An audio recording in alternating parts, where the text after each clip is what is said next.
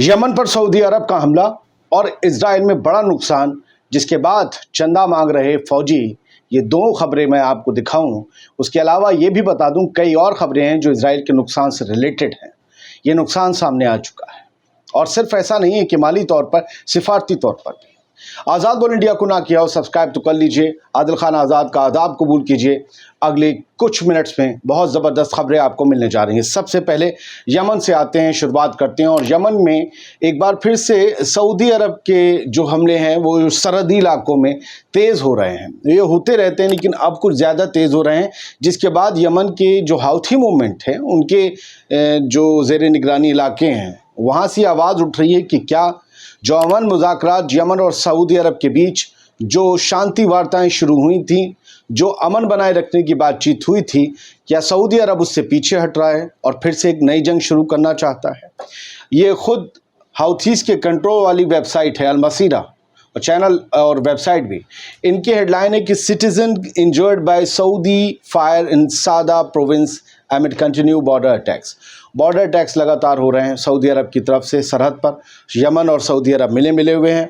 एक सादा नाम से जो है, सादा नाम से एक सूबा है, वहाँ पर ये हमले हुए हैं और एक शख्स मारा गया है, जबकि कुछ लोगों के पहले भी घायल होने की खबर आई थी।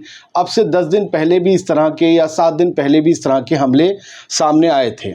ये राको एरिया है सादा सूबे का, और ये मुनब्बी डिस्ट्रिक्ट है, वहाँ ये पड़ता है जहाँ पर सरहद मिलती है सऊदी अरब से यमन की।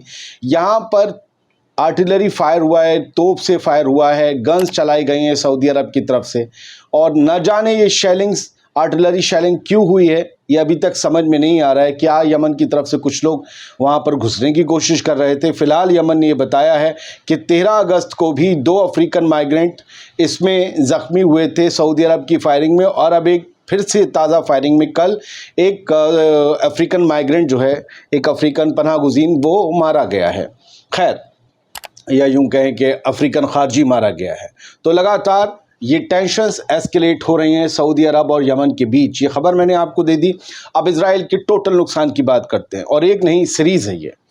स्कॉटिश गवर्नमेंट ने इजराइल से सिफारती ताल्लुकात एक तरीके से ख़त्म कर दिए। स्कॉटलैंड की गवर्नमेंट ने एक और झटका दिया है, एक और मुल्क ने इजराइल को, और ये कहा है कि जब तक पीस टॉक्स मुकम्मल नहीं होती गज़ा में सीज़ फायर को लेकर, तब तक कोई भी डिप्लोमेट, कोई भी एम्बेसडर इजराइल का, उससे हम लोग मुलाकात नहीं करेंगे। यानी जो ताल्लुकात हैं वो फ्रीज़ कर दिए जाएंगे, होल्ड कर दिए जाएंगे।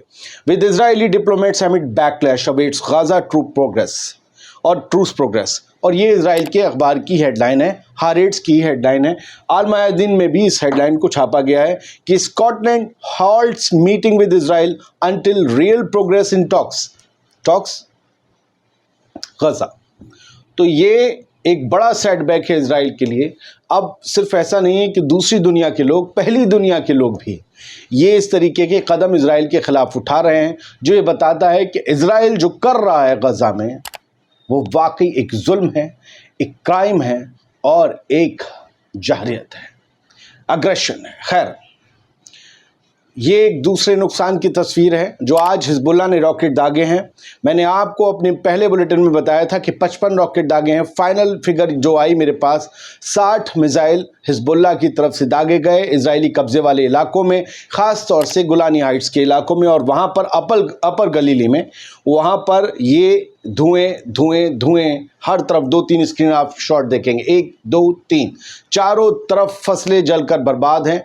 जो भी छोटे मोटे जंगलात और खेतों में सेटलमेंट्स थे, छोटे मोटे, कम 1-2 लोगों के, वो भी जले। लेकिन जो माइशी नुकसान है, जो इकनॉमिकली नुकसान है इजराइल का, वो बढ़ता जा रहा है हिजबुल्लाह के हमलों में। उनकी फसल जो है वो कई एकड़ों के हिसाब से तबाह हो रही है। अब मैंने कहा था चंदा मांग रहे हैं इजरायली फ़ौजी।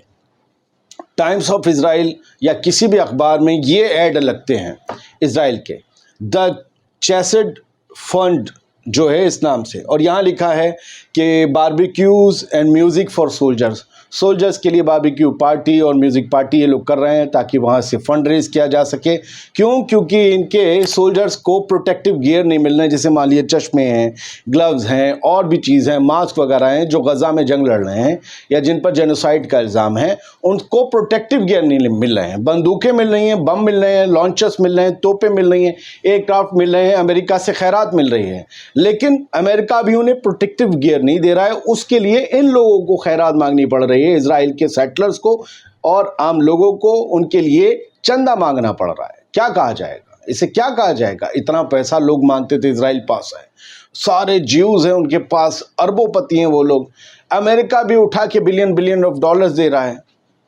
उसके बावजूद अगर लोगों को चंदा मांगना पड़े। और अब आप सुनिए हकीकत, प्रोटेक्टिव गियर के लिए चंदा, financial assistance for families of soldiers, जो फौजी इजराइल के गजा में जंग लड़ रहे हैं उनकी फैमिलीज के लिए फाइनेंशियल असिस्टेंस, यानी उनकी फैमिलीज के लिए पैसा मुहैया करवाएंगे, ये माली मदद मुहैया करवाएंगे। क्या इजरायली हुकूमत अपने फौजियों को तनख्वाहें नहीं दे रही है?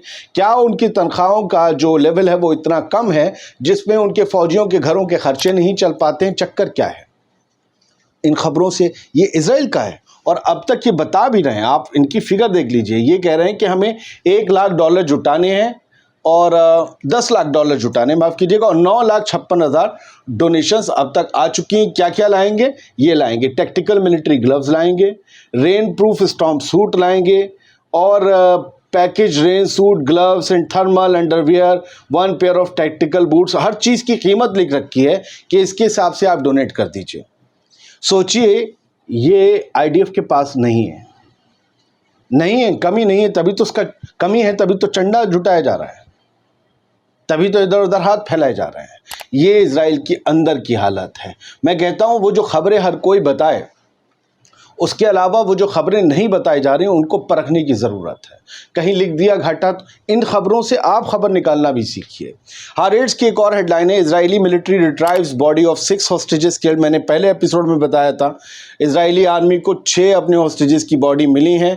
इन बॉडीज़ के मिलने के बाद नेतन्याहू की हुकूमत पर अब लोगों का प्रेशर, उनके आम लोगों का प्रेशर बढ़ने लगा है। सभी ने ये कहा है कि इन 6 लोगों की मौत का जिम्मेदार अकेला और कोई नहीं, सिर्फ नेतन्याहू है, क्योंकि अगर वो सीज़ फायर को मंजूर कर लेता तो ये ना इतनी लंबी जंग खिंचती, ना ये लोग जो जिंदा पकड़े गए थे 7 अक्टूबर के दिन, ना ये मारे जाते। ये भी एक हार है इजराइल की, ये भी एक हार है कि हम अपने हॉस्टेजेस को जिंदा वापस लाएंगे, नहीं ला पाए, उनके हॉस्टेजेस की जान जा रही है। इस पर हमें कोई खुशी नहीं है, हमारा काम न्यूज़ देना है, लेकिन हम उन पर तनकीद करेंगे जिन्होंने एक टारगेट सेट करके, अपने गोल सेट करके इस जंग को 10 महीने खींचा। इजरायली हुकूमत ने, वो अपने हॉस्टेजेस को वापस नहीं ला पा रहे। ये लोग बच सकते थे अगर गजा के 40,000 लोगों को अब तक ना मारा जाता, जंग रोक दी जाती। अब टाइम्स ऑफ इजराइल की हेडलाइन देख लीजिए, सम रिलेटिव्स ऑफ रिट्राइव्ड डेड हॉस्टेजेस, जो लोग मारे गए, जिनकी 6 लोगों की अभी कुछ घंटे पहले बॉडीज़ मिली हैं, उन सभी ने गवर्नमेंट पर इल्ज़ाम लगाया है कि हमारे प्यारों को, हमारे अपनों को, हमारे अजीज़ों को तन्हा पीछे छोड़ दिया गया, जिसकी वजह से वो सब मारे गए। ये इजराइल का एक बड़ा नुकसान है, ये इजरायली हुकूमत और नेतन्याहू का एक बड़ा नुकसान है जो झेलना पड़ेगा उन्हें। पुलिस और शिन बेट ये कह रहे हैं कि ईरान, ये एक टाइम्स ऑफ इजराइल की एक और हेडलाइन है कि पुलिस और शिन बेट, जो इजराइल की इंटरनल खुफिया एजेंसी है, उन्होंने कहा है कि ईरान और हिजबुल्लाह उस हमले के पीछे हो सकते हैं, उस नाकाम हमले के पीछे जो टेल अवीव में कल पेश आया, जिसमें एक शख्स के बैग पर लदा बैकपैक जो था, बैग था, वो उड़ गया और धमाके में वो शख्स भी उड़ गया।